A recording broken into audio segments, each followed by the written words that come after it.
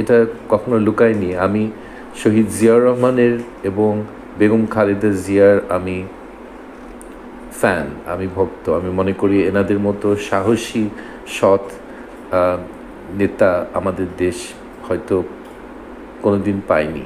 So আমি ওনাদের খুব অ্যাডমায়ারার, এবং আমি দ্যাটস মাই পার্সোনাল ভিউ। আমি শহীদ জিয়াউর রহমানকে হেয় করার অনেক চেষ্টা করেছে আওয়ামী লীগ, জনগণ এগুলো কেউ কিছু মানে না। ওনার ছবি মুছে ফেললেও তারা এখন এই ছবিগুলি আবার ফেরত আনবে, এবং যাকে তারা প্রমোট করেছে আওয়ামী লীগ, সে এখন গার্বেজ বিনে তার পোস্টার পাওয়া যাচ্ছে।